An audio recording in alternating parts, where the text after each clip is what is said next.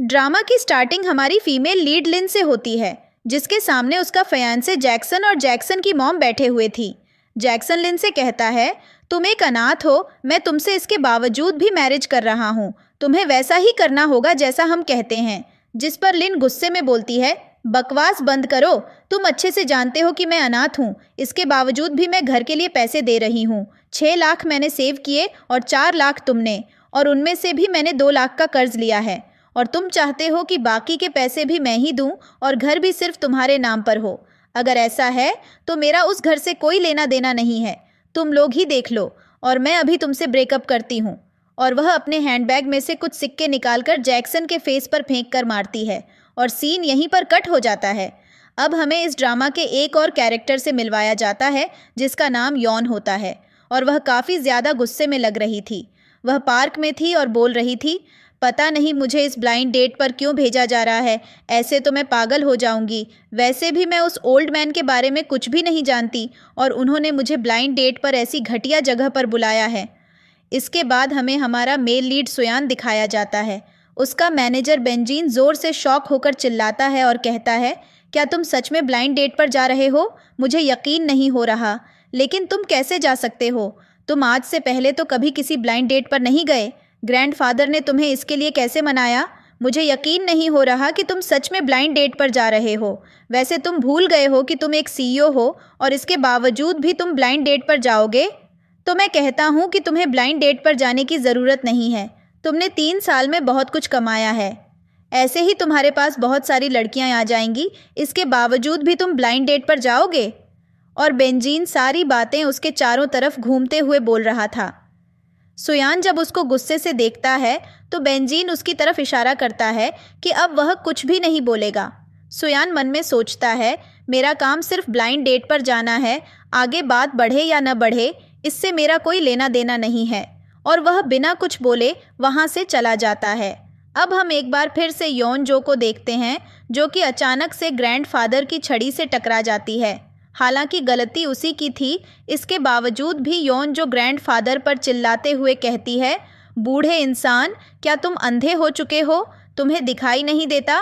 तुम इस तरह से रास्ते में अपनी छड़ी कैसे रख सकते हो? अगर मैं उसकी वजह से गिर जाती तो तुम्हारी पुश्तें बिक जाती मेरा खर्चा उठाने में। तभी वहाँ पर भागते हुए हमारी फीमेल लीड लिन आती है और जल्दी से ग्रैंडफादर से कहती है, ग्रैंडफादर, क्या आप ठीक हैं? उनका नाम सुनकर यॉन जो कहती है, तो आप ही हैं। आज मेरी आपके पोते के साथ ब्लाइंड डेट है और मुझे ब्लाइंड डेट के लिए इस घटिया जगह पर बुलाया गया है। यह सुनकर लिन कहती है, थोड़ा तमीज़ से, क्या तुम पागल हो? क्या तुम्हें बड़ों से रेस्पेक्ट के साथ बात नहीं करनी चाहिए? जिस पर वह सामने से कहती है, रेस्पेक्ट से बात उससे की जाती है जो रेस्पेक्ट करता है। और तभी वहाँ पर सुयान आ जाता है और वह खुद को इंट्रोड्यूस करता है, जिस पर लिन उसकी तरफ अपना हाथ बढ़ाकर कहती है, हाय मैं लिन हूँ। जिस पर वह कहता है, तो तुम मेरी ब्लाइंड डेट हो? मैं तुम्हें पहले ही बता देता हूँ कि मेरे पास न कोई जॉब है, न कोई घर है, न ही कोई कार, और न ही इतनी सेविंग्स हैं। जिस पर वह सामने से कहती है, माफ़ करना, पर आपको कोई मिसअंडरस्टैंडिंग हुई है। तभी यॉन जो बोलती है, मैं तुम्हारी ब्लाइंड डेट हूँ, पर तुम्हारे पास न घर है, न नौकरी है, न पैसा है, तो तुम्हारी हिम्मत कैसे हुई मेरे साथ ब्लाइंड डेट पर आने की? तुमने मेरा टाइम वेस्ट क्यों किया? और अगर तुम्हें मुझसे मैरिज करनी है तो पहले तुम्हें मुझे एक विला गिफ्ट करना होगा, वह भी सिटी सेंटर में। साथ ही 1.8 मिलियन भी देने होंगे, वरना मैरिज के ख्वाब भूल जाओ। जिस पर सामने से सुयान कहता है, मिस, आपको कैसे लगता है कि मैं आपसे मैरिज करना चाहता हूँ? जिस पर वह गुस्से में कहती है, तो तुमने मेरा समय बर्बाद क्यों किया, बेवकूफ़ कहीं के, और वहाँ से चली जाती है। इसके बाद लिन ग्रैंडफादर की छड़ी उठाकर उन्हें देती है, जिस पर ग्रैंडफादर कहते हैं, चलो मैं तुम दोनों को इंट्रोड्यूस करवाता हूँ। और वह लिन से कहते हैं, मेरा ग्रैंडसन सुयान है। और फिर सुयान से बोलते हैं, यह लिन है, यह बच्ची बहुत ही ज़्यादा अच्छी और प्यारी है, मैं इसे काफ़ी दिनों से जानता हूँ। जिस पर सामने से सुयान बोलता है, आपको इतना जल्दी किसी पर ट्रस्ट नहीं करना चाहिए, सब लड़कियाँ एक जैसी ही होती हैं। जिस पर ग्रैंडफादर कहते हैं, ये सब छोड़ो, जाने दो, भूल जाओ, ये बच्ची बहुत प्यारी है। और वह लिन से बोलते हैं, आज मैं तुम्हारे बॉयफ्रेंड से मिलने वाला था, तो कब मिलवा रही हो? जिस पर वह कहती है, ग्रैंडफादर, आप उससे नहीं मिल सकते। ग्रैंडफादर पूछते हैं, लेकिन ऐसा क्यों? वह कहती है, वह भी वैसा ही था जैसे योन जो थी, उसको भी बस गिफ्ट और पैसे ही चाहिए थे, इसलिए मेरा ब्रेकअप हो गया। जिस पर ग्रैंडफादर कहते हैं, अफसोस, चलो खैर छोड़ो, ये बताओ मेरा ग्रैंडसन कैसा है। जिस पर वह ग्रैंडफादर की तरफ देखती है। ग्रैंडफादर कहते हैं, तुम दोनों ही सिंगल हो तो क्यों ना तुम दोनों मैरिज कर लो। और वह दोनों का हाथ पकड़कर एक दूसरे के हाथ पर रख देते हैं और कहते हैं, तुम दोनों एक साथ बहुत प्यारे लगोगे। दोनों जल्दी से अपना हाथ हटा लेते हैं। लिन बोलती है, ग्रैंडफादर आप क्या बोल रहे हैं। ग्रैंडफादर कहते हैं, परेशान होने की ज़रूरत नहीं है, तुम बस यह तय करो कि तुम्हें गिफ्ट में कितने पैसे चाहिए। 1.8 मिलियन, टेंशन मत लो। मैं तुम्हें एक सीक्रेट बताता हूँ, ग्रैंडफादर जितना अफोर्ड कर सकते हैं तो बेझिझक बोलो। तभी सुयान कहता है, ग्रैंडफादर आप क्या कह रहे हैं, यह इम्पॉसिबल है। जिसके बाद लिन बोलती है, ग्रैंडफादर मुझे कुछ काम है, मैं चलती हूँ, मैं आपसे कुछ दिनों बाद मिलूँगी। और वह वहाँ से चली जाती है। ग्रैंडफादर सुयान से कहते हैं, तुम मुझे बोलने क्यों नहीं देते। जिस पर सुयान कहता है, सभी लड़कियां एक जैसी होती हैं, आप समझते क्यों नहीं। जिस पर वह कहते हैं, ऐसा नहीं है, वह बहुत अच्छी है। वह कहता है, बिल्कुल नहीं, मैंने देखा है, वह भी वैसी ही है।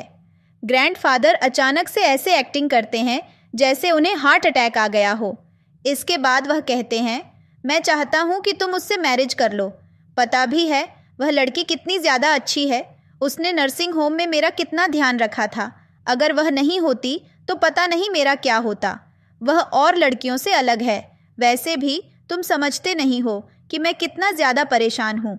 मेरा सिर पेन कर रहा है, मेरी कमर में पेन है, और अगर तुमने उससे मैरिज नहीं की तो मैं जल्दी मर जाऊँगा। यह सुनकर परेशान होकर सुयान कहता है, ठीक है, अगर आप चाहते हैं कि मैं उससे मैरिज करूं तो मैं कर लूँगा, पर मेरी एक शर्त है, मैं उसे अपनी पहचान के बारे में नहीं बताऊंगा। मैं उसे बताऊंगा कि मैं बहुत पुअर हूं, और इसके बावजूद भी अगर वह मुझसे मैरिज करती है तो अच्छा होगा। वैसे मुझे लगता नहीं कि वह मुझसे मैरिज करेगी। इसके बाद हम लिन को देखते हैं जो कॉल पर जैक्सन से बातें कर रही थी और कहती है, जल्दी मेरे पैसे वापस कर दो वरना मैं तुम्हें कोर्ट में घसीटूंगी। पीछे से यह सारी बातें सुयान सुनता है तो मन में सोचता है, ग्रैंडफादर के सामने तो बहुत अच्छी होने का नाटक कर रही थी, और अब देखो जैसे ही यहाँ से दूर आई इसका असली रंग सामने आ गया। और वह पीछे से उसे आवाज़ देता है और कहता है, ग्रैंडफादर चाहते हैं कि मैं तुमसे मैरिज करूं, इसलिए पहले मैं तुम्हें खुद से इंट्रोड्यूस करवा देता हूं। मेरा नाम सुयान है। मेरे पास कोई जॉब नहीं है, न कार है और न ही घर है। जिस पर लिन कहती है, मेरा नाम लिन है, मेरे पेरेंट्स नहीं हैं और फिलहाल मैं यूं ही कंपनी में इंटर्नशिप कर रही हूं। इसके बाद वह कहता है, तुम अच्छे से जानती हो कि मेरे पास कुछ भी नहीं है। मेरी साफ शर्त है कि मैं पुअर हूँ, न कार है, न घर है, न पैसा है। इसके बावजूद भी अगर तुम मुझसे मैरिज कर सकती हो तो ठीक है। जिस पर वह कहती है, ओके, मेरी भी कुछ शर्तें हैं। मुझे मैरिज के गिफ्ट में करीब 3 लाख चाहिए होंगे और वह तुम खुद से ही अरेंज करोगे, ग्रैंडफादर से नहीं लोगे। अगर तुम राजी हो तो हम दोनों जाकर मैरिज सर्टिफिकेट ले सकते हैं। इसके बाद हमें 3 दिन पहले का फ्लैशबैक दिखाया जाता है। जब लिन अपने घर पर आती है तो उसके अंकल वहीं मौजूद थे। वह उनसे कहती है, अंकल आप मेरे घर में क्या कर रहे हैं। जिस पर अंकल कहते हैं, तुम्हारा घर? कौन सा तुम्हारा घर? तुम्हारी ग्रैंड मदर को खुश हुए 4 साल हो चुके हैं और तुम आराम से रह रही हो इस घर में। अब मैं इस घर को बेचूंगा। वैसे भी तुमने कहा था कि तुम्हें मैरिज का गिफ्ट मिलेगा और तुम पैसे दोगी, पर अब बहुत हो चुका, मैं इस घर को बेचने वाला हूँ। जिस पर वह कहती है, अंकल एक काम कीजिए, आप ये घर मुझे ही बेच दीजिए। जिस पर उसके अंकल खुश हो जाते हैं और कहते हैं, ठीक है, जल्दी से मुझे 6 लाख दे दो। जिस पर वह कहती है, आप मुझे कुछ दिनों का समय दीजिए, मैं आपको पूरे पैसे दे दूंगी। ये सुनकर अंकल चिढ़ जाते हैं और कहते हैं, बिल्कुल नहीं, तुम अभी यहाँ पैसे रखो तो ये घर तुम्हारा हो जाएगा, वरना इस घर से निकल जाओ, और जब तक पैसे लेकर नहीं आओगी तो इस घर में घुसने नहीं दूंगा। सीन वापस प्रेजेंट में आता है। लिन सोयान के सामने खड़ी हुई थी, जहाँ वह सोयान से कहती है, क्या हुआ? मुझे लगता है तुम्हें ये पैसे बहुत ज़्यादा लग रहे हैं, तो फिर एक काम करो, तुम सिर्फ 2 लाख दे देना। और लिन मन में सोचती है, 4 लाख तो जैक्सन वापस करेगा, टोटल मिलाकर 6 लाख हो जाएंगे, तो मैं ग्रैंड मदर का घर वापस ले लूँगी। जिस पर सुयान कहता है, वैसे तुम दहेज में क्या दोगी? सामने से वह जवाब देती है, मेरे पास एक घर है, मैं वो तुम्हारे नाम पर कर दूंगी। और वैसे भी वह घर हॉस्पिटल के बहुत पास है, इससे ग्रैंडफादर के लिए भी आसानी होगी और तुम आराम से उनकी देखभाल कर सकोगे। जिस पर सोयान कहता है, तो फिर ठीक है, चलो हम मैरिज का सर्टिफिकेट ले लेते हैं। इसके बाद हम देखते हैं कि दोनों मैरिज सर्टिफिकेट लेने पहुंच जाते हैं और फाइनली उन्हें मैरिज सर्टिफिकेट भी मिल जाता है। जब वे लोग बाहर निकल रहे थे, अचानक से सोयान रुक जाता है। उसके पीछे पीछे लिन भी थी और अचानक उससे टकरा जाती है। वह गिरने वाली थी, पर सोयान उसे पकड़ लेता है। इसके बाद सोयान उसको बोलता है, हमको कुछ चीज़ें क्लियर कर लेनी चाहिए। वह कहती है, मतलब? जिस पर वह एक कॉन्ट्रैक्ट दिखाते हुए कहता है, मैंने यह कॉन्ट्रैक्ट बनवाया है, हमारी शादी सिर्फ 1 साल ही रहेगी, उसके बाद हम दोनों अलग हो जाएंगे। तुम चाहो तो दोबारा शादी कर सकती हो। जिस पर वह कहती है, क्या यह बात ग्रैंडफादर को पता है? वह कहता है, अभी तो नहीं, पर उनको बताने की अभी ज़रूरत नहीं है। अगर तुम इससे सहमत हो तो सिग्नेचर कर दो। जिसके बाद वह साइन कर देती है। तभी सोयान की नज़र पीछे से आते हुए बेंजीन और उसके गार्ड्स पर पड़ती है, जिन्हें देखकर वह घबरा जाता है और उनको वहाँ से जाने का इशारा करता है। पर बेंजीन को लगता है कि वह उन्हें बुला रहा है। जिसके बाद वह और स्पीड के साथ उसकी तरफ भागकर आने लगता है। यह देखकर सोयान की हालत और भी ज़्यादा खराब होने लगती है और वह उसे और तेज़ी से जाने का इशारा करता है। पर बेचारे को लगता है कि वह और स्पीड में बुला रहा है, तो वह भागना शुरू कर देता है। जिसके बाद सोयान लिन को कहता है, एक काम करो, जाकर ग्रैंडफादर को ढूंढो और रेस्टो में जाकर खाना ऑर्डर करो, मैं आता हूँ। जिस पर वह कहती है, बिल्कुल नहीं, पता नहीं वहाँ कितना महंगा खाना मिलेगा। मैं काम करती हूँ, जाकर सब्जियाँ खरीदती हूँ और घर जाकर अच्छे से खाना बनाती हूँ। ग्रैंडफादर को भी भूख लगी होगी। जिस पर वह कहता है, ठीक है, पहले तुम जाओ, मुझे कुछ काम है, काम निपटाकर मैं जल्दी ही आता हूँ। वह वहाँ से चली जाती है। बेंजीन आता है। सोयान उस पर गुस्सा करता है तो वह कहता है, आप गुस्सा क्यों कर रहे हैं? आप ही तो मुझको बुला रहे थे। जिस पर वह कहता है, मैं बुला नहीं रहा था, तुम्हें जाने का इशारा कर रहा था। बेंजीन कहता है, पर आपने बुलाने का इशारा किया था। सोयान बोलता है, बेवकूफ़, वह जाने का इशारा था। अब बेंजीन जाते हुए लिन को देखता है और कहता है, तो यही वह लड़की है? सोयान बोलता है, जहाँ भी यह लड़की दिखे, इससे सतर्क रहना। मैं नहीं चाहता कि इसके सामने मेरी पहचान रिवील हो और अगली बार से इस तरह की बेवकूफ़ी मत करना। और वह उसे कॉन्ट्रैक्ट पकड़ाकर वहाँ से चला जाता है। इसके बाद हम सोयान को उसकी कंपनी में देखते हैं, जहाँ पर उससे मिलने दूसरी कंपनी का CEO आया था और वह उनके साथ कोई स्काई सिटी प्रोजेक्ट करने वाला था। प्रोजेक्ट की सिलसिले में बात करते करते सोयान उनसे पूछता है, क्या आपकी कंपनी में कोई लिन नाम की इंटर्न काम करती है? और इसी के साथ यह सीन यहीं पर कट हो जाता है। इसके बाद बेंजीन खड़ा होकर बार बार वही इशारा करके देखता है और कहता है, यह इशारा बुलाने का है, ना कि जाने का। और वह बाहर यही प्रैक्टिस करता रहता है और यह सीन यहीं पर कट हो जाता है। अब हम घर पर लिन और ग्रैंडफादर को देखते हैं, जहाँ पर लिन ने खाना बनाया था और वह ग्रैंडफादर को खाने के लिए बुलाती है। वह उनको ग्रैंडपा बुलाती है, जिस पर ग्रैंडफादर कहते हैं, क्या कहा तुमने? हमेशा तुम मुझे ग्रैंडफादर बोलती थी, आज तुमने ग्रैंडपा कहा है। यह सुनकर मुझे बहुत खुशी हुई। और उनके हाथ में मैरिज सर्टिफिकेट होता है और वे इस बात से बहुत ही ज़्यादा खुश होते हैं। वह ग्रैंडफादर को बैठने के लिए कहती है। बैठते हुए वह बोलते हैं, हम एक अच्छी फैमिली हैं, और उसके माथे पर प्यार से मारते हैं। जिस पर वह सर पर हाथ रखते हुए सोचती है कि जहाँ पर सोयान ने उससे कॉन्ट्रैक्ट साइन करवाया था। इसके बाद यहाँ पर सोयान भी आ जाता है। ग्रैंडफादर कहते हैं, अगर तुम आ गए हो तो चलो खाना खा लो। जिसके बाद वह भी खाना खाने बैठ जाता है। लिन सोयान से बोलती है, ग्रैंडफादर सहमत नहीं होने वाले, उन्हें नर्सिंग होम का माहौल ज़्यादा पसंद है। जिस पर ग्रैंडफादर कहते हैं, तुम्हें ये किसने बताया? मैं तो कभी भी वहाँ नहीं रहना चाहता था। वैसे भी इसमें सही कहा, मैं सहमत हूँ, मैं यहीं पर रहूँगा और तुम दोनों को देखूँगा। इसलिए जल्द ही तुम दोनों मुझे एक पोता दे दो। और वो लिन के हाथ पर अपना हाथ रखने वाले थे, पर लिन अपना हाथ हटा लेती है। ग्रैंडफादर उसकी तरफ देखते हैं और वह मुस्कुराकर कहती है, आप खाना शुरू कीजिए ना। और फिर वे सभी खाना खाते हैं। इसके बाद लिन बर्तन धोने के लिए चली जाती है। ग्रैंडफादर सोयान से कहते हैं, जाओ, जाकर तुम भी थोड़ा सा काम में हाथ बटाओ और जल्दी से घर के सारे काम करना सीख लो। जिस पर सोयान कहता है, मुझे और भी काम है। पर ग्रैंडफादर कहते हैं, चुप रहो, तुम जाओगे या मैं तुम्हें छड़ी से मारूंगा। और अपनी छड़ी दिखाते हैं। इसके बाद वह बर्तन धोने के लिए चला जाता है।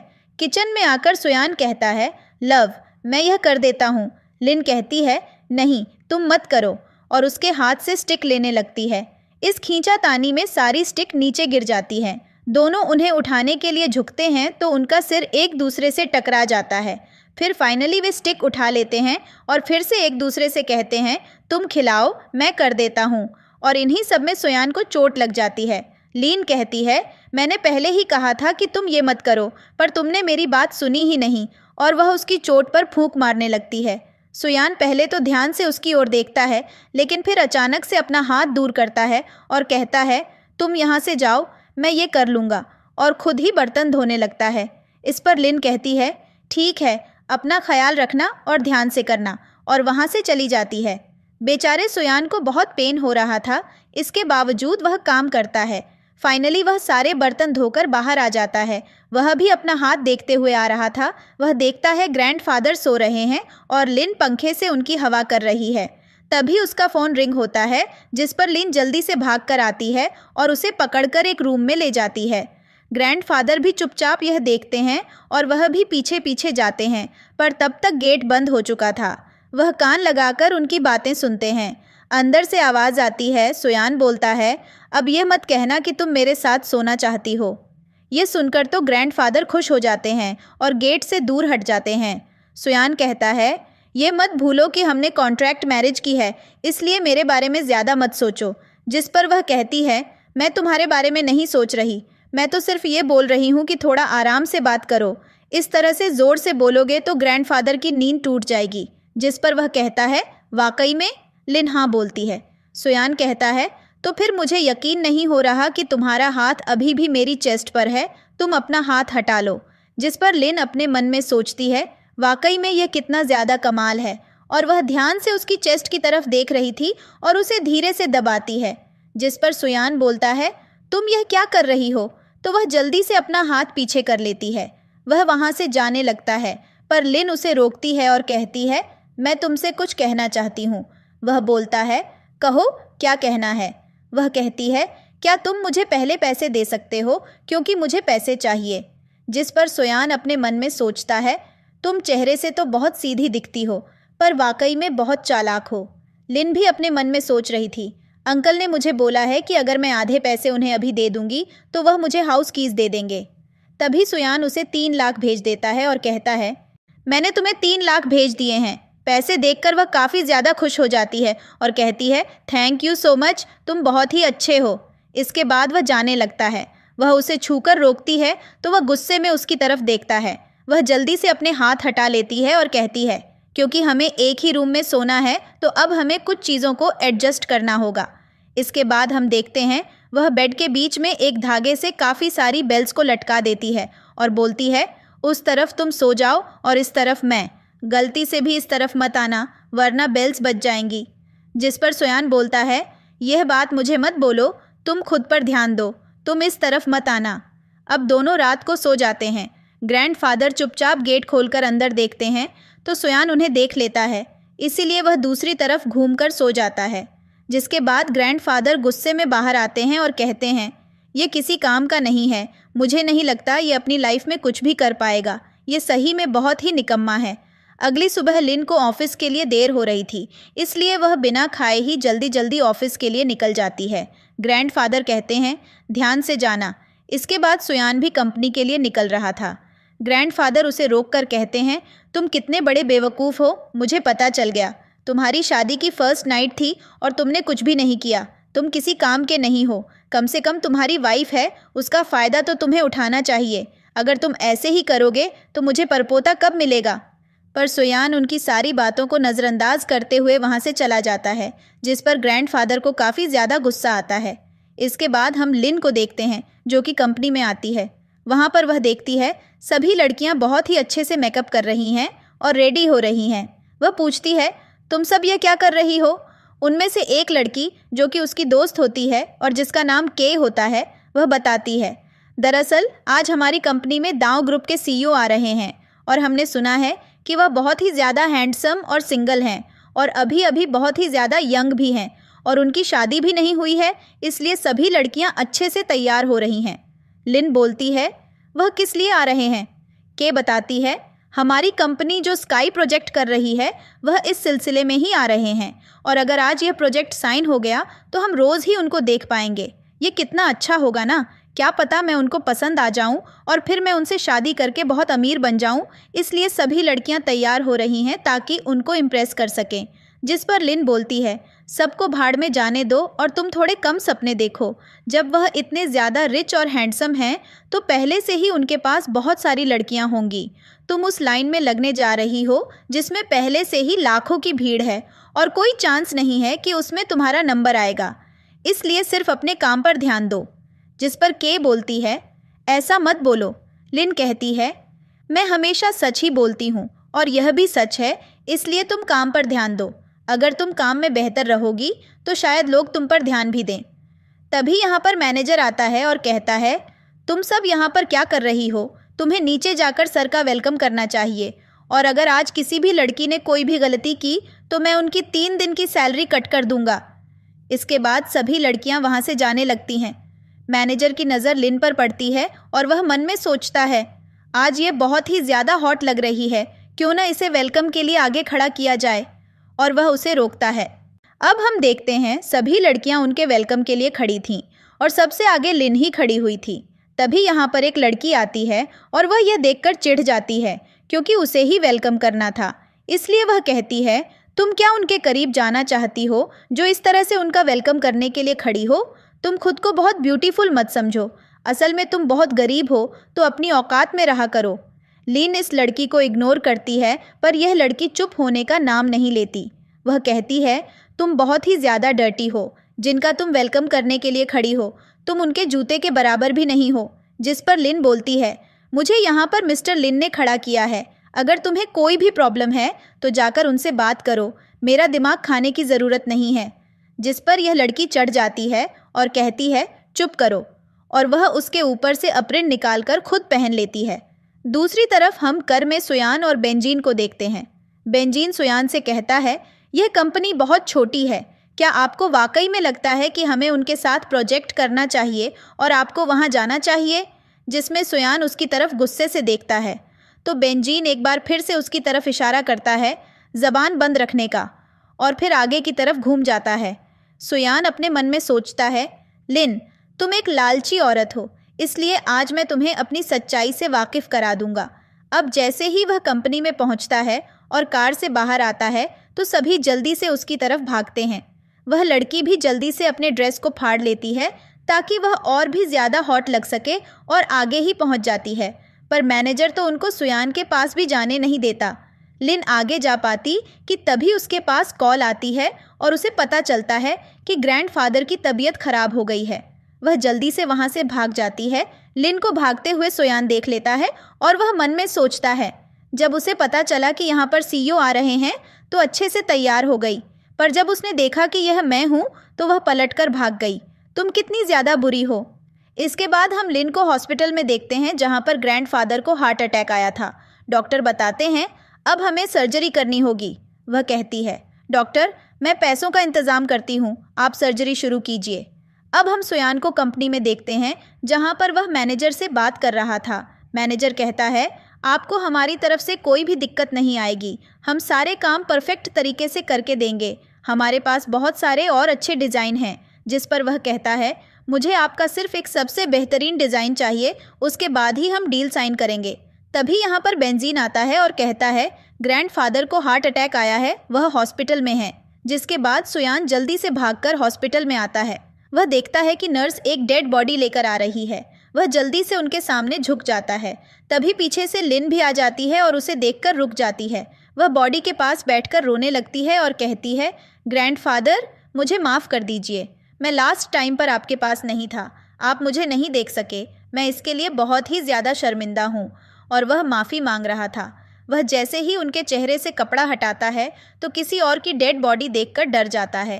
तभी पीछे से लिन कहती है, वह ग्रैंडफादर नहीं है, ग्रैंडफादर दूसरी तरफ हैं। जिसके बाद वह जल्दी से उनका चेहरा ढक देता है और उनसे माफ़ी मांगता है। साथ ही वह नर्स को भी सॉरी बोलता है। लिन कहती है, ग्रैंडफादर की सर्जरी हो चुकी है।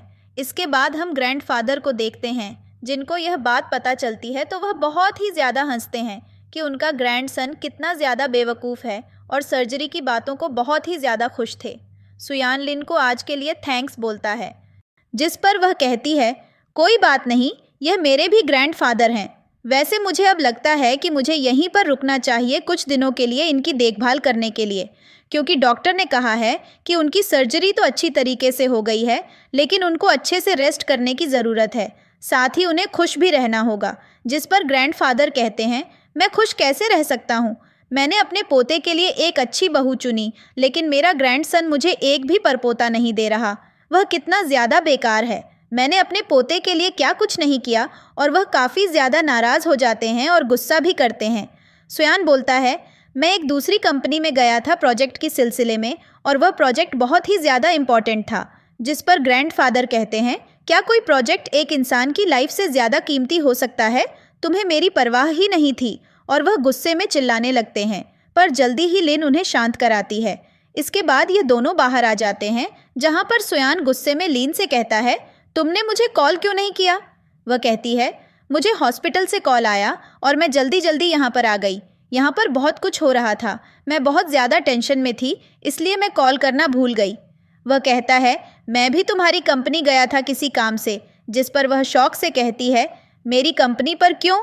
वो आगे से कुछ बोल पाता है, तभी वह कहती है, तुम इंटरव्यू देने गए होंगे, टेंशन मत लो, तुम्हें जॉब मिल जाएगा। हमारी कंपनी बहुत अच्छी है, अगर इसमें नहीं मिला तो किसी और में मिल जाएगा।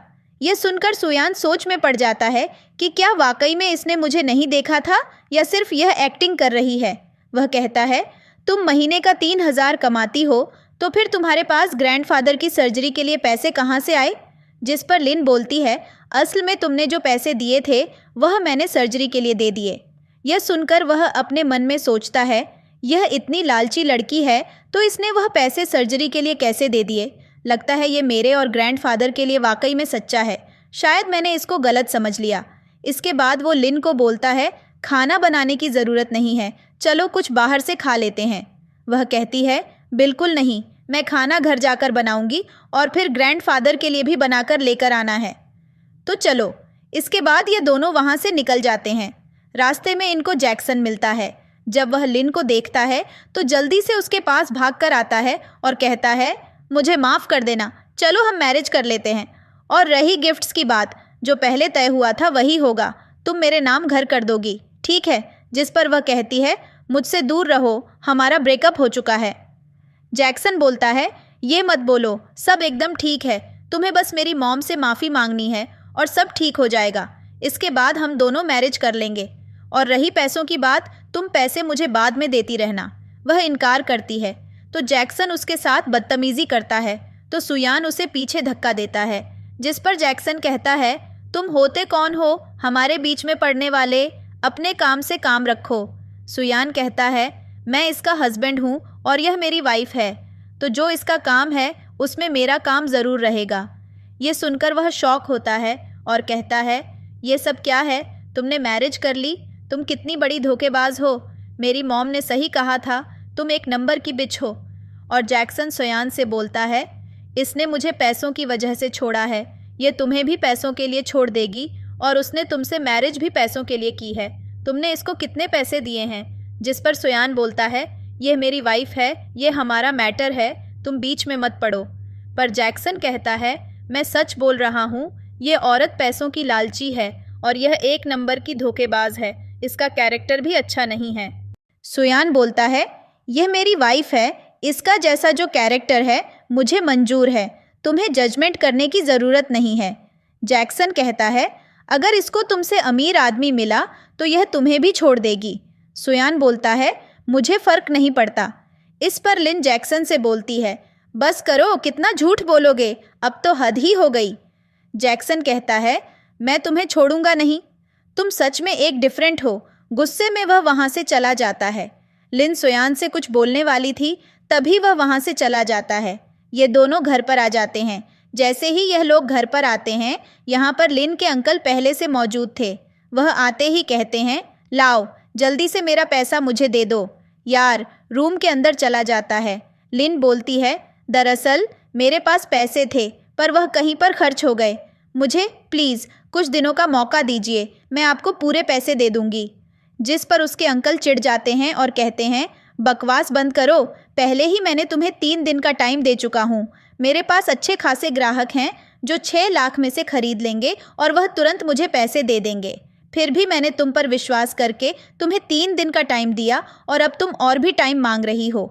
ऊपर से मैंने तुमसे पूरे पैसे नहीं मांगे, मैंने तुमसे आधे पैसे मांगे हैं और वह पैसे भी तुमसे नहीं दिए जा रहे। ऊपर से तुम एक आदमी को भी अपने साथ इस घर में लेकर आई हो। तभी लिन के अंकल का बेटा उठकर ज़ोर ज़ोर से चिल्लाने लगता है, तो वह उसे थप्पड़ मार देते हैं और हमें पता चलता है कि इस बच्चे को कुछ मानसिक बीमारी है। इसके बाद वह लिन पर चिल्लाने लगते हैं और कहते हैं, आप दफ़ा हो जाइए इस घर से, बस बहुत हुआ। अगर तुम्हारे पास पैसे नहीं थे तो इससे अच्छा है कि तुम खुद की बॉडी सेल कर दो। जिस पर वह कहती है, आप मेरे बारे में ऐसा कैसे बोल सकते हैं? और वह अपनी ग्रैंड मदर के फ़ोटो की तरफ इशारा करती है और कहती है, ग्रैंड मदर भी हमें देख रही हैं। जिस पर वह कहता है, मुझे फ़र्क नहीं पड़ता, मुझे पैसे चाहिए। तभी वहाँ पर सुयान आता है और उसे एक थप्पड़ मारता है। अंकल कहते हैं, तुम्हारी हिम्मत कैसे हुई मेरे ऊपर हाथ उठाने की? आखिर तुम हो कौन? जिस पर वह कहता है, मैं इसका हस्बैंड हूँ। ये सुनकर अंकल शॉक होते हैं और कहते हैं, तुमने मैरिज कर ली और तुमने बताया भी नहीं? उसके बावजूद तुम इस घर को हड़पना चाहती हो। जब तुमने मैरिज की है तो अब जाकर अपने हस्बैंड के घर में रहो। वह कहती है, हमारे पास और कोई घर नहीं है, तो कृपया आप ऐसा मत बोलिए। जिस पर अंकल कहते हैं, चुप कर बेवकूफ़ लड़की, तू कितनी बड़ी लालची है, और वैसे भी तुम्हें दहेज का पैसा तो मिला ही होगा। वह पैसा कहाँ है? जल्दी से वह पैसा मुझे दे दे, वरना मैं इस घर को बेच दूंगा। जिस पर सुयान बोलता है, बस बहुत हुआ, अपनी ज़ुबान बंद रखो। जिस पर अंकल कहते हैं, तुम चुप करो। अगर तुम्हें इतना ही चुप रहने का शौक़ है और तुम्हें क्षमताएं हैं तो तुम यह घर खरीद लो। पर सुयान कहता है, मैं बेवकूफ़ नहीं हूँ। वैसे भी लो के हिसाब से यह घर लिन कहती है, क्योंकि इस घर में तुमने कुछ भी नहीं किया है।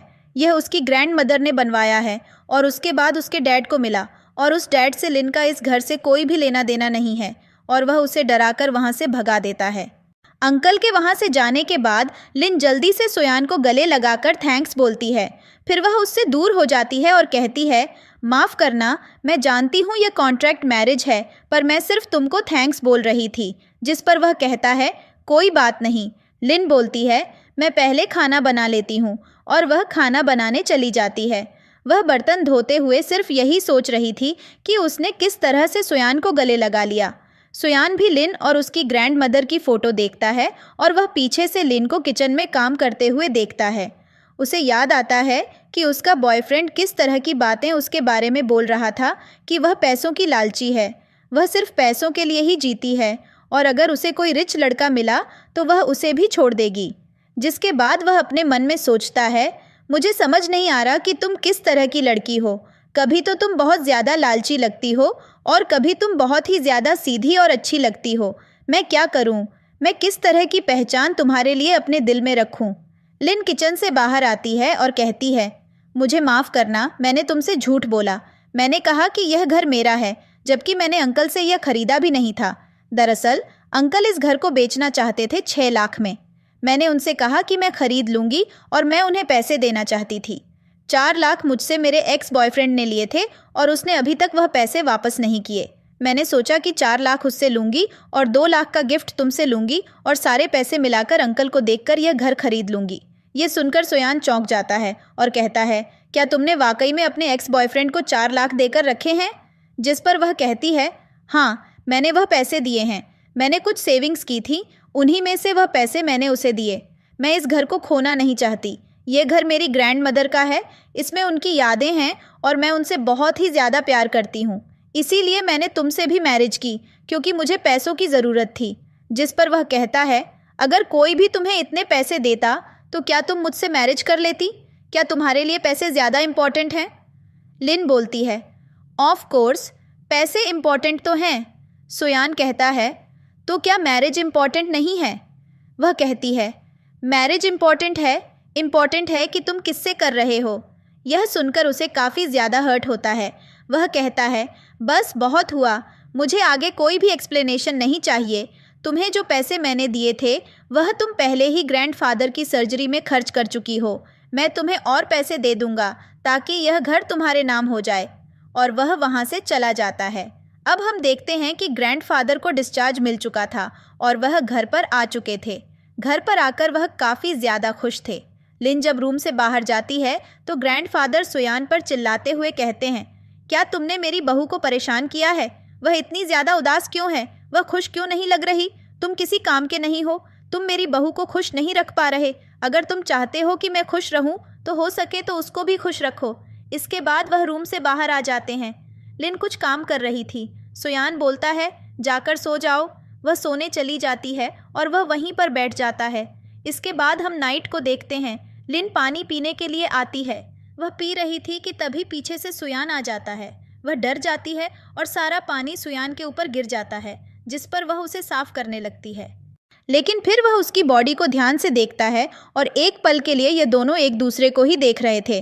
फिर वह जल्दी से उससे दूर हो जाती है और माफ़ी मांगती है और वह वहाँ से चली जाती है। उसको लग रहा होगा कि मैं उसे सिड्यूस कर रही हूँ, अब मैं क्या करूँ। इसके बाद वह सोचती है, मैं उसके सामने ही नहीं जाऊँगी। दूसरी तरफ सुयान भी यही सोच रहा था, ये मैंने क्या कर दिया। उसे लग रहा होगा कि मैं उसे सिड्यूस कर रहा था। अब मैं रूम में जाने वाला नहीं हूँ। और वह बाहर ही सोफे पर सो जाता है। अगली सुबह लिन चुपचाप रूम से बाहर निकल रही थी। वह देखती है कि सुयान ने ब्रेकफास्ट बनाया है, इसीलिए वह दबे पांव वहाँ से भागती है, पर सुयान उसे जाते हुए देख लेता है। बाहर आकर वह अपना स्कूटर स्टार्ट कर ही रही थी कि पीछे से जैक्सन आता है और उसे एक थप्पड़ मारता है और कहता है, यह लो अपने 4 लाख। तुम्हारी हिम्मत कैसे हुई कि तुमने मुझे परेशान करने के लिए एक वकील को फिक्स किया। वह कहती है, तुमने मेरे पैसे वापस नहीं दिए। जिसके बाद वह उसके साथ झगड़ा करता है और वह कहता है, तुम 2 साल तक मेरे साथ रिलेशनशिप में थी और किसी और से ही शादी कर ली। तुम कितनी गिरी हुई और घटिया हो। तुम पैसों की लालची हो। और वह उसके साथ काफ़ी ज़्यादा बदतमीज़ी करता है। वह उसे ज़मीन पर धक्का दे देता है। तभी वहाँ पर सुयान आ जाता है और वह लिन को उठाता है। जैक्सन आता है और कहता है, लालची औरत, तुम एक बिच हो, तुम बहुत बुरी हो। पर तभी सुयान को बहुत ज़्यादा गुस्सा आता है और वह उसका हाथ पकड़कर मोड़ देता है और उसे किक मारता है। लिन उसे ऐसा करने से रोकती है और कहती है, ऐसा मत करो, जाने दो। यहाँ पर कैमरा लगे हैं, हम पुलिस को कॉल करते हैं, पुलिस इसको अरेस्ट कर लेगी। जिस पर सुयान कैमरे की तरफ देखता है और जैक्सन को खींचकर साइड में ले जाता है और बहुत ही ज़्यादा मारता है। इसके बाद लिन उसे ले आती है और कहती है, तुम ये क्या कर रहे थे? ऐसे तो वो तुम्हें पुलिस से अरेस्ट करा देगा। सुयान बोलता है, मैं बर्दाश्त नहीं करूँगा कि कोई तुम पर हाथ उठाए। तुम मेरी वाइफ हो और मैं तुम्हें प्रोटेक्ट करूँगा। जिस पर वह बोलती है, मैं चेंज करके आती हूँ, मुझे ऑफिस भी जाना है। इसके बाद लिन ऑफिस आ जाती है। उसे वहीं लड़की मिलती है। इस लड़की का नाम टीना होता है। टीना लिन से बोलती है, यह ऑफिस है, तुम्हारा घर नहीं। हमेशा लेट आती हो और जल्दी चली जाती हो। पता नहीं खुद को इस कंपनी की ओनर समझती हो क्या? लिन बोलती है, स्काई प्रोजेक्ट का क्या हुआ है? मैंने अपने डिज़ाइन भी सबमिट किए थे। जिस पर टीना बोलती है, तुम्हारा डिज़ाइन और उसका डिज़ाइन।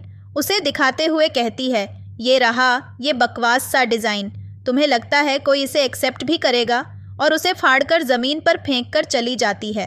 लिन अपसेट होकर उन्हें उठाती है। अब टीना अपने बॉस के पास आती है और कहती है, बॉस, मेरे डिज़ाइन आपको पसंद आए? जिस पर बॉस उस पर ज़ोर से चिल्लाता है और बोलता है, ये कितना बकवास है, ये डॉव ग्रुप ने रिजेक्ट कर दिया है। तुम्हारी वजह से हमारी इतनी इंसल्ट हुई। जिस पर वह उनके पास जाती है और बोलती है, मेरे पास एक और डिज़ाइन है, मैं वो लेकर आती हूँ। और वह जाकर लिन के डिज़ाइन चुराती है। अब हम लिन को उसका काम करते हुए देखते हैं। तभी उसके पास जैक्सन की मॉम की कॉल आती है और वह लिन से बोलती है, जैक्सन की तरफ से मैं तुमसे माफ़ी मांगती हूँ। वो बहुत उदास है, उसे बहुत चोट आई है। आज रात वो तुम्हारा वेट करेगा और उसे एड्रेस देती है। कॉल कट होने के बाद लिन के पास सुयान की कॉल आती है और वह कहता है, क्या मैं तुम्हें पिक करूं? वह बोलती है, नहीं, आज मुझे ओवर टाइम करना है क्योंकि काम बहुत ज़्यादा है। इसके बाद हम नाइट में लिन को क्लब में देखते हैं। वो रूम नंबर 88 में जाती है, जहां पर जैक्सन पहले से ही मौजूद था और वो ड्रिंक कर रहा था। लिन उसे एक कार्ड देकर बोलती है, लो, तुम्हारे ट्रीटमेंट में जितना भी खर्चा आया होगा इसमें सब हो जाएगा, तो आज के बाद मुझे परेशान मत करना। वह जाने लगती है। जैक्सन उसे पकड़ लेता है और बहुत गुस्से में उसका गला दबाने लगता है। इसके बाद वह लिन को कहता है, मेरा हाथ दिख रहा है, ये सब तुम्हारी वजह से हुआ है। और वो ज़बरदस्ती उसे वाइन पिलाने लगता है, पर वह उसे धक्का देकर वहाँ से भागती है। लेकिन वह उसे पकड़ लेता है और उसके साथ ज़बरदस्ती करने लगता है। वह खुद को बचाने की बहुत कोशिश करती है, वो बेहोश हो जाती है। तभी वहाँ पर सुयान आ जाता है और उसे पीटता है। बेंजीन आकर वहाँ से उसे ले जाता है। सुयान लिन के पास जाता है, उसे उठाता है। वह होश में आती है और चिल्लाने लगती है, मुझसे दूर रहो। पर वह कहता है, ये मैं हूँ। जब वो सुयान को देखती है तो उसे गले लगाकर लेती है। वो फिर से बेहोश हो जाती है। सुयान उसे हॉस्पिटल में एडमिट कराता है। अब हम उसी लड़की को कंपनी में आते हुए देखते हैं जिसे हमने पिछले सीन में देखा था। इस लड़की का नाम यांग है। यांग को सब जब देखते हैं तो कहते हैं, ये बहुत सुंदर है, आखिर ये कौन है? एक लड़की कहती है, शायद ये CEO की वाइफ है। वह सुयान के कैबिन में आती है और आते ही उससे चिपकना शुरू कर देती है, जिस पर सुयान कहता है, मेरी मैरिज हो चुकी है तो हो सके तो मुझसे दूर रहो। जिस पर वह कहती है, क्या तुम भूल गए? बचपन में हमारी एंगेजमेंट हुई थी, तुम इस तरह से मुझे खुद से दूर नहीं कर सकते। वह कहता है, तुम्हें मेरी बात समझ नहीं आती क्या? मेरी मैरिज हो चुकी है और रही एंगेजमेंट की बात, तो वह कब की ख़त्म हो चुकी है और तुम्हारी फैमिली को बहुत सारा कंपेंसेशन भी मिला था इस चीज़ के लिए। इसके बाद भी वह उससे चिपकने की कोशिश करती है। जैसे ही वह करीब जाने वाली होती है, वह वहाँ बीच में चेयर लगा देता है। इस पर यांग को गुस्सा तो बहुत आता है, लेकिन वह कहती है, मैं ग्रैंडफादर से मिलने जा रही हूँ, और वहाँ से चली जाती है। इसके बाद हम रात को लिन को रोड की साइड पर सुयान का वेट करते हुए देखते हैं। तभी वहाँ उसकी दोस्त के आती है और कहती है, तुम यहाँ क्या कर रही हो? लिन बताती है, मैं अपने हस्बैंड का वेट कर रही हूँ। जिस पर के बोलती है, तुमने मैरिज की है पर तुमने मुझे नहीं बताया। चलो बताओ, तुम्हारा हस्बैंड कौन है और वह क्या करता है? जिस पर लिन कहती है, जो ग्रैंडफादर ताओ है ना, वह उनके ग्रैंडसन है। जिस पर के बोलती है, क्या सच में वह हॉस्पिटल वाले ग्रैंडफादर? लिन हाँ बोलती है। तभी वहाँ पर टीना भी आ जाती है और एक बार फिर से इन दोनों को इंसल्ट करने लगती है और कहती है, दो बेवकूफ़ लड़कियाँ एक साथ खड़ी होकर बातें कर रही हैं। तभी के बोलती है, ओह, मैं तभी तो सोच रही थी इसमें अचानक से कहाँ से आई है तुम जो यहाँ पर हो। यह सुनकर टीना चिढ़ जाती है और कहती है, अपनी औकात में रहो, बस बहुत हुआ। के भी बोलती है, तुम भी अपनी औकात में रहो, हमने तुमसे बात ही नहीं की, तुम फालतू में आकर यहाँ पर बकवास कर रही हो, क्या तुम्हें कोई और काम नहीं है? जिस पर टीना कहती है, चुप करो, तुम दोनों बहुत ज़्यादा गरीब हो और पता नहीं खुद को क्या समझती हो। टीना लिन से बोलती है, वैसे भी तुमने जिससे मैरिज की होगी वह तुम्हारी तरह ही गरीब होगा। तभी वहाँ पर एक बड़ी सी कार आती है और टीना उसमें बैठकर चली जाती है। यह देखकर के को बहुत ही ज़्यादा गुस्सा आता है, पर लिन उसे बोलती है, तुम्हें तुम्हारी ब्लाइंड डेट के लिए लेट हो रही होगी, इसलिए जल्दी से जाओ। जिस पर वह कहती है, तुमने सही कहा, मैं तो इसके चक्कर में भूल ही गई थी। और वह जल्दी से वहाँ से चली जाती है। तभी वहाँ पर एक और कार आती है और कार से बाहर सुयान आता है। लिन उसे देखकर चौंक जाती है और कहती है, यह कार किसकी है? सुयान कहता है, मैं इसको रिटर्न कर दूंगा। वह कहती है, तुम ऐसे कैसे पैसे बर्बाद कर सकते हो? इस तरह से कार कैसे रेंट पर ले सकते हो? जिस पर वह कहता है, यह कार मेरी है। वह कहती है, बकवास करना बंद करो, मेरे साथ मजाक मत करो, मैं अच्छे से जानती हूँ, पर ऐसे पैसे बर्बाद मत करो। जिस पर सुयान कहता है, लाइफ बहुत छोटी है, हमें एंजॉय भी करना चाहिए। चलो ये सब छोड़ो, मैं तुम्हें घर पर ड्रॉप कर देता हूँ, फिर ये कार भी रिटर्न करनी है। इसके बाद ये दोनों कार में बैठकर वहाँ से निकल जाते हैं। जब ये दोनों घर पर आते हैं तो यहाँ यांग पहले से मौजूद थी। उसे देखकर सुयान तो चौंक जाता है। आते ही वह सुयान से चिपक जाती है। यह देखकर लिन को बहुत ही ज़्यादा बुरा लगता है। सुयान यांग को खुद से दूर करता है और कहता है, तमीज़ में रहो। जिस पर वह कहती है, माफ़ करना। और वह लिन की तरफ देखते हुए कहती है, मैं आपको खुद से इंट्रोड्यूस करवा देती हूँ। मेरा नाम यांग है और मैं और सुयान बचपन में एक दूसरे के साथ ही रहते थे। हम दोनों की एंगेजमेंट भी हुई थी, लेकिन फिर हमने डिसाइड किया कि थोड़ा डिस्टेंस बनाते हैं।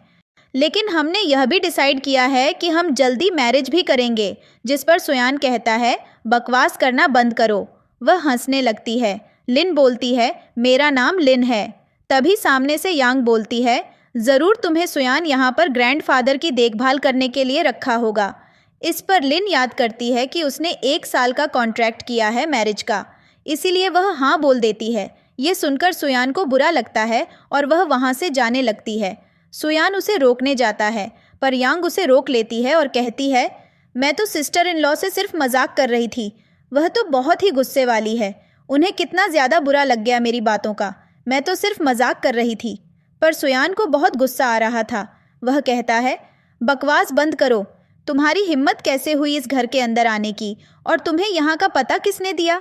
मुझे लगा था कि तुम्हें मैनर्स होगी, पर तुम तो एकदम ही बैड पर्सन हो। मैंने कहा ना, मेरी शादी हो चुकी है तो मुझसे दूर रहो, पर तुम तो इस घर में घुसी ही चली आ रही हो। जानते भी हो ये घर मेरी वाइफ का है।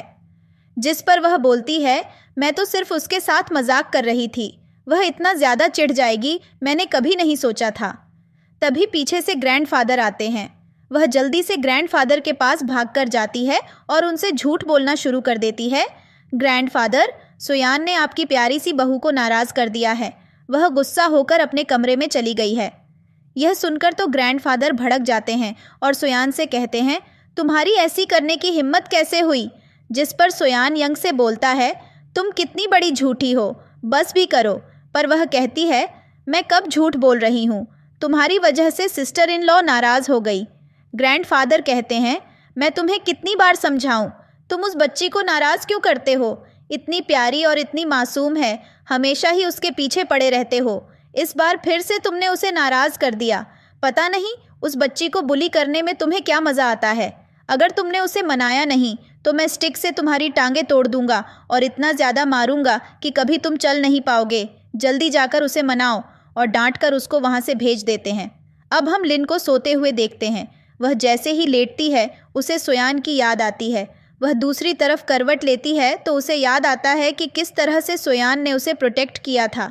इसके बाद वह उठकर बैठ जाती है। फिर से उसे सुयान याद आता है कि किस तरह से उसने क्लब में उसको बचाया था। जिसके बाद वह कहती है, पता नहीं मुझे उसकी याद क्यों आ रही है। क्या मैं पागल हो रही हूँ? हे भगवान। और वह सो जाती है। फिर उसे सपना दिखाई देता है जिसमें वह पानी पीने के लिए जाती है, लेकिन वह सोफे पर सोए हुए सुयान पर गिर जाती है। जिसके बाद उठने की कोशिश करती है, पर सुयान कहता है, आज मैं तुम्हें नहीं जाने दूंगा। आज रात के लिए तुम मेरी हो, क्योंकि तुम मेरी पत्नी हो। तभी रूम में सुयान आता है। लिन ने बहुत ही कसकर तकिए को पकड़ा हुआ था। वह तकिए को हटाता है, उसे ब्लैंकेट ओढ़ाकर जाने लगता है, पर वह उसका हाथ पकड़ लेती है और कहती है, मत जाओ, मेरे पास ही रुको, और उसे वहीं पर बैठा लेती है। वह भी बैठ जाता है और उसे सुलाने लगता है। अगली सुबह हम देखते हैं, जब लिन की आंखें खुलती हैं तो वह सुयान के पास सोई हुई थी।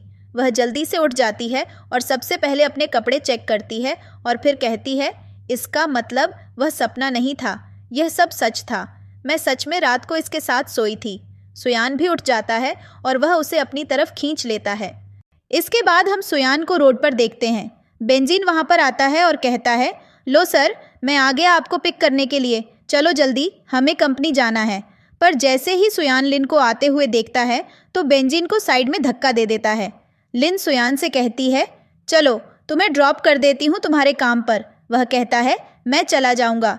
जिस पर लिन बोलती है, ज़्यादा बकवास मत करो, बोला ना मैं तुम्हें ड्रॉप कर दूँगी। पता नहीं तुम्हें कितना पैसा खर्च करने की आदत है। वैसे एक बात बोलूं, जितना हम दोनों कमाते हैं उससे हम ये इलेक्ट्रिक स्कूटर ही अफोर्ड कर सकते हैं, कोई कार नहीं। इसलिए चुपचाप बैठ जाओ।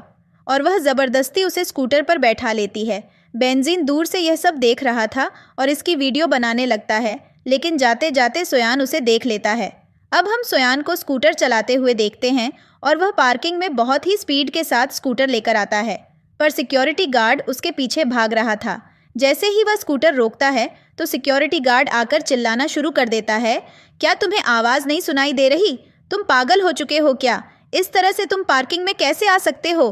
तभी लिन बोलती है, हमें माफ़ करिएगा, ये यहीं पर काम करता है। पर वह कहता है, बिल्कुल नहीं, इसको मैनर्स नहीं है क्या? मैं पीछे से रोक रहा हूँ पर स्कूटर चलाकर ला रहे हो, बेवकूफ़ कहीं के। अब चलो जल्दी से हेलमेट निकालो।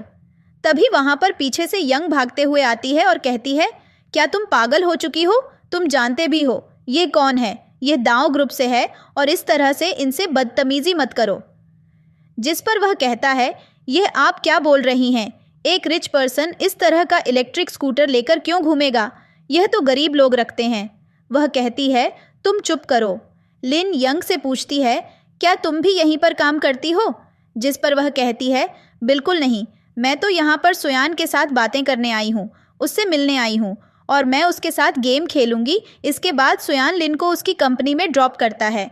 वह उसे छोड़कर चला जाता है। तभी वहाँ पर के आती है और वह पीछे से सुयान को देखती है और कहती है, ये तो दिखने में बहुत हैंडसम है। और फिर उसे दाव ग्रुप के सीईओ की याद आती है। वह कहती है, ये दिखने में दाव ग्रुप के सीईओ जैसा है, कहीं यह वही तो नहीं? जिस पर लिन बोलती है, यह तुम क्या कह रही हो? मेरा हस्बैंड एक सेल्स बॉय है, वह दाव ग्रुप का सीईओ नहीं है। वैसे भी वह इतना अमीर कैसे हो सकता है? मैं उसे बहुत अच्छे से जानती हूँ और वैसे भी अमीरी से क्या ही लेना देना, वह दिल का बहुत साफ है। इस पर वहाँ पर दो महिलाएं आ जाती हैं और उन दोनों को ज्ञान देने लगती हैं। दिल का साफ होने से कुछ नहीं होता। मैरिज के 2-3 साल बाद तुम्हें यकीन होगा हमारी बातों पर कि पैसा बहुत इम्पॉर्टेंट है।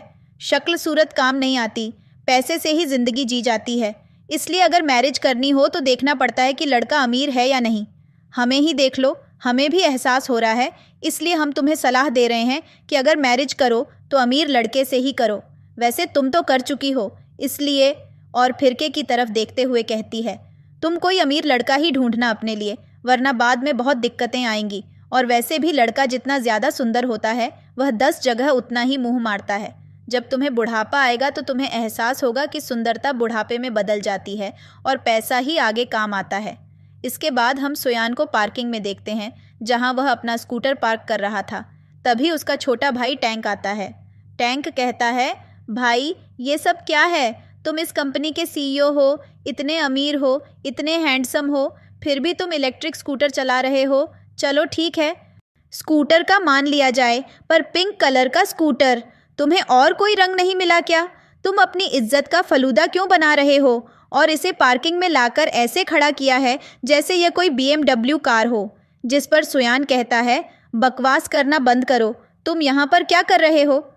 टैंक कहता है, मैंने सुना है तुमने मैरिज की है, इसलिए मैं अपनी सिस्टर इन लॉ से मिलने आया हूँ। मैं उन्हें देखने आया हूँ कि वह कैसी हैं। हाँ, और मैं जानता हूँ कि वह बहुत ही अमीर, खूबसूरत और अच्छे दिल की होंगी, लेकिन फिर भी मैं उनसे मिलना चाहता हूँ। इसके बाद हम सुयान और टैंक को ऑफिस में देखते हैं, जहाँ सुयान टैंक से कहता है, तुम लड़कियों को पटाने में बहुत ही माहिर हो, मैंने सुना है। जिस पर टैंक बोलता है, तुमने बिल्कुल सही सुना है। मैंने करीब 5, 6, 7, 8, 9 लड़कियों को डेट किया है और मैं बहुत ही स्मार्ट हूँ। मैं लड़कियों को अपनी उंगलियों पर नचाता हूँ। मैं हर रोज़ एक गर्लफ्रेंड बदलता हूँ। जिस पर सुयान कहता है, तो फिर तुम्हें यह भी पता होगा कि अगर किसी लड़की से कुछ छिपाना हो तो उसे कैसे बताया जाता है। जिस पर टैंक कहता है, क्या मतलब? सुयान बोलता है, मेरा एक दोस्त है, उसने अपनी वाइफ से कुछ छिपाया और अब उसे बताना चाहता है, पर उसे समझ नहीं आ रहा कि कहाँ से शुरू करे। टैंक पास आकर कहता है, कहीं यह सिस्टर इन लॉ से जुड़ा हुआ तो नहीं है? जिस पर सुयान कहता है, नहीं नहीं, बिल्कुल नहीं। तभी बेंजीन आ जाता है। सुयान बेंजीन से कहता है, मुझे वह प्लान पसंद आया है और वह डिज़ाइन भी बहुत अच्छा है, तो उसे कंपनी को इन्फॉर्म कर दो। मैं उनके साथ काम करने के लिए तैयार हूँ। इसके बाद हम लिन को उसकी कंपनी में देखते हैं। जैसे ही वह आती है तो के खुश होकर कहती है, तुम्हें बॉस ने क्यों बुलाया था? जिस पर लिन बोलती है, दरअसल मेरा प्रोजेक्ट चुन लिया गया है। यह सुनकर वे दोनों खुश हो जाती हैं, लेकिन वहाँ बैठी बाकी लड़कियाँ आपस में बातें करने लगती हैं। यह सब क्या बकवास है? एक इंटर्न का प्रोजेक्ट कैसे चुना जा सकता है? फिर तो हम सब यहाँ बेवजह काम कर रहे हैं। लगता है इस लड़की का बॉस के साथ कुछ चक्कर है, तभी बॉस इस पर इतना मेहरबान है। ये सारी बातें सुनकर लिन और के दोनों को बुरा लगता है। इस पर लिन बोलती है, तुम सब क्या बकवास कर रही हो? जिस पर एक औरत कहती है, हम सिर्फ मजाक कर रहे हैं। के गुस्से में बोलती है, तुम सब मजाक कर रही हो? ये तो बहुत अच्छी बात है। वैसे कल रात मैंने तुम्हें क्लब में किसी और आदमी के साथ देखा था। यह सुनकर वह औरत ज़ोर से चिल्लाकर कहती है, तुम क्या बकवास कर रही हो? तभी के कहती है, मैं तो सिर्फ मजाक कर रही हूँ, क्या हुआ? मजाक इतना बुरा क्यों लग गया? इस पर वह औरत के ऊपर चिल्लाना शुरू करती है और कहती है, तुम दोनों बहुत बकवास हो। तुम दोनों पता नहीं खुद को क्या समझती हो, पर तुम हो बहुत ही घटिया लड़कियाँ। तभी एक और औरत वहाँ आती है और कहती है, लिन कौन है? जल्दी से वह औरत लिन की तरफ इशारा कर देती है। तभी वह महिला लिन के ऊपर हाथ उठाती है, लेकिन घुमाकर दूसरी औरत को ही थप्पड़ मार देती है और कहती है, तुम्हारी हिम्मत कैसे हुई मेरे हस्बैंड के बारे में ऐसा बोलने की। तभी वहाँ उसका हस्बैंड भी आ जाता है और वह सिक्योरिटी को बुलाकर उस औरत को बाहर फेंकवा देता है। इसके बाद उसकी वाइफ लिन की तरफ देखकर कहती है, तुम बहुत ही अच्छी हो। तुम्हारी वजह से मेरे हस्बैंड की कंपनी को बहुत फ़ायदा हुआ है और दाव ग्रुप ने तुम्हारा प्लान चुन लिया है। उन्होंने तुम्हें व्यक्तिगत रूप से मिलने बुलाया है। ये सारी बातें सुनकर लिन कुछ चीज़ों को याद करती है, जैसे कि के का यह कहना कि उसका हस्बैंड दाव ग्रुप के सीईओ जैसा दिखता है, और कई बातें उसके मन में घूमने लगती हैं। इसके बाद हम सुयान को देखते हैं, जो अगले दिन फिर से अपने पिंक स्कूटर पर कंपनी आता है। वहाँ पर टैंक पहले से उसका इंतज़ार कर रहा था। कंपनी में लिन भी आती है और बेंजीन छिपकर उसे देख रहा होता है और वह वॉकी टॉकी के द्वारा सारी जानकारी सुयान को दे रहा था। सुयाना पार्किंग में अच्छे से तैयार होता है और उसकी योजना थी कि आज वह इस तरह से अपनी वाइफ के सामने जाएगा, लेकिन उसका प्लान फेल हो जाता है जब वह दूसरी लिफ्ट में आता है और लिन दूसरी लिफ्ट से चली जाती है। वह जाकर वाइस प्रेसिडेंट से मिलती है। वाइस प्रेसिडेंट उसके साथ बहुत ही अच्छे से पेश आता है। साथ ही वह उसे यह भी बताता है कि हमारे जो सीईओ हैं उनकी मैरिज हो चुकी है क्योंकि। इसके बाद वह लिन से उसके बारे में पूछते हैं। वह बताती है कि मेरी भी मैरिज हो चुकी है। जब वह अपने हस्बैंड का नाम बताती है तो प्रेसिडेंट कहते हैं, कमाल की बात है, सीईओ का सरनेम भी यही है और तुम्हारे हस्बैंड का सरनेम भी यही है। यह सुनकर लिन को काफ़ी ज़्यादा अजीब लगता है और उसको शक होने लगता है। बेचारी का प्लान पूरी तरह से फेल हो चुका था, इसीलिए उसका दिमाग पूरी तरह से घुमा हुआ था। इसीलिए वह बेंजीन पर काफ़ी ज़्यादा चिल्लाता है।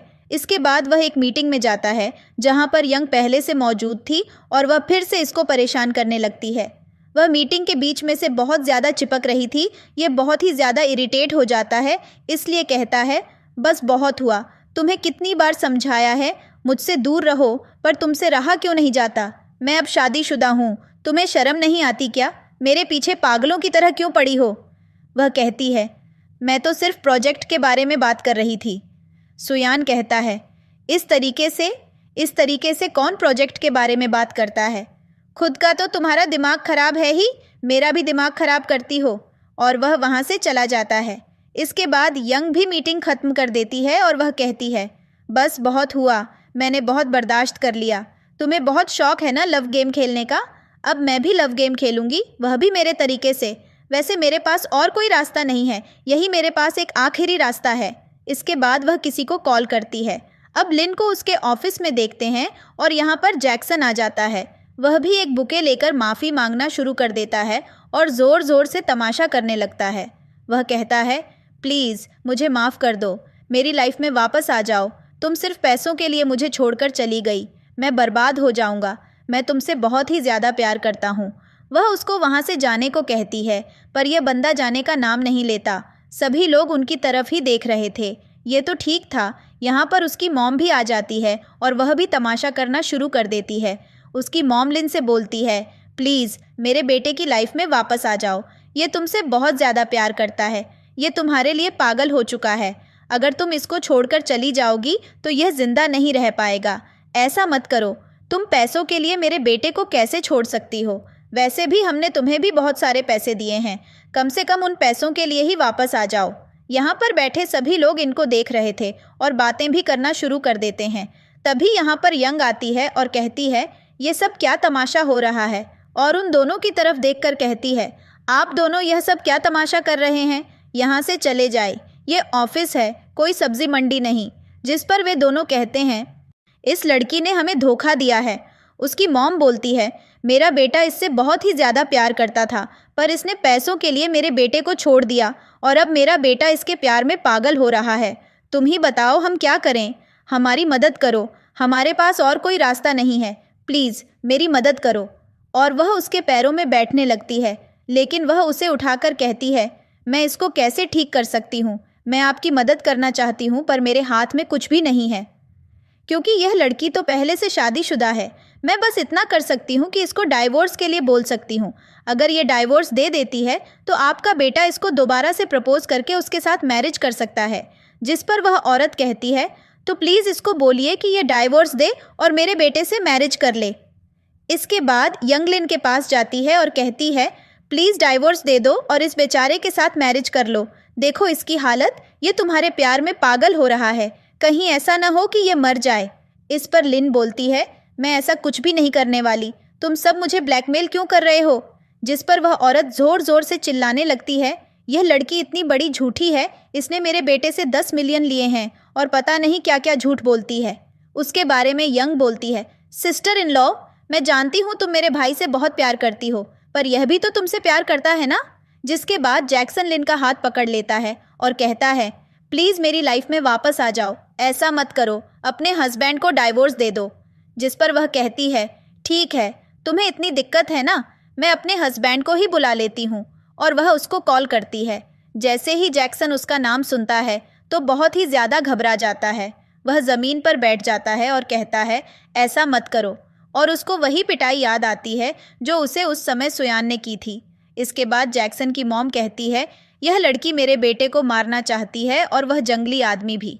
और वह जाकर इसके पीछे पड़ जाती है, पर यह उनको वहाँ से जाने को कहती है। वह जैक्सन को लेकर वहाँ से चली जाती है। इसके बाद यंगलिन से बोलती है, सिस्टर इन लॉ, क्या आपके हस्बैंड यहाँ पर आ रहे हैं? वह इनकार करती है। जिस पर वह कहती है, वैसे आपने क्या सोचा है, आप क्या करेंगी? वह कहती है, मैं इस प्रोजेक्ट को पूरा करूँगी। इसके बाद यंग बोलती है, मैं आपको एक बात बताना चाहती हूँ। पहले हम दोनों बहुत ही ज़्यादा करीब थे। वैसे जल्दी आपका रिश्ता ख़त्म हो जाएगा, वह आपको डाइवोर्स दे देगा। और जहाँ तक मुझे पता है, आपको मेरे भाई की सच्चाई भी नहीं पता। क्या आप जानती हैं कि हकीकत में वह है क्या? जिसके बाद वह कहती है, बस करो, और वहाँ से चली जाती है। इसके बाद लिन अकेली जगह पर आती है और बहुत सारी चीज़ों के बारे में सोचती है। अब लिन को पार्किंग में देखते हैं। यहाँ पर सुयान आता है और उसके साथ बात करने की कोशिश करता है, पर वह बहुत ही ज़्यादा नाराज़ थी। ये लोग घर पर आ जाते हैं और वह उसके साथ बात नहीं कर रही थी। अगले दिन ऑफिस में सुयान टैंक से कहता है, मुझे समझ नहीं आ रहा मैं क्या करूं। मैं एक ग्रैंड सेलिब्रेशन चाहता हूं, एक बड़ा सा सेलिब्रेशन जहां पर मैं उसे प्रपोज करूं। और वह बेंजीन से कहता है, एक सबसे एक्सपेंसिव रिंग मंगवाओ। इसके बाद अगली सुबह लिन जब सोकर उठती है तो उसके सामने सुयान बैठा था और वहां पर काफ़ी सारी कॉस्मेटिक की चीज़ें रखी थीं। वह उसे लिपस्टिक देता है और लगाने को कहता है और कहता है, तैयार हो जाओ, हम लोग बाहर जा रहे हैं। वह भी खुश हो जाती है। ये दोनों बाहर घूमने जाते हैं और काफ़ी ज़्यादा एंजॉय करते हैं। फाइनली हमारा हीरो उसको अपनी सच्चाई बता देता है और उसे प्रपोज करता है। उसकी सच्चाई जानकर वह थोड़ी सी शॉक होती है, लेकिन उसे एहसास दिलाता है कि वह उससे कितना ज़्यादा प्यार करता है। वह उसे हर एक पल बताता है कि उसने पहले उसके बारे में क्या सोचा और फिर बाद में उसके लिए क्या महसूस किया। वह कब उसके लिए कैसा महसूस करता है, उसे देखकर उसका दिल ज़ोरों से धड़कता है और वह उसे हमेशा खुश रखेगा। वह उसके सामने मैरिज के कॉन्ट्रैक्ट को फाड़ देता है। इसके बाद हम लिन को वेडिंग ड्रेस में देखते हैं, जहां पर सुयान उसे रिंग पहनाता है और उसे किस करता है, जिसके साथ ये ड्रामा यहीं पर ख़त्म हो जाता है।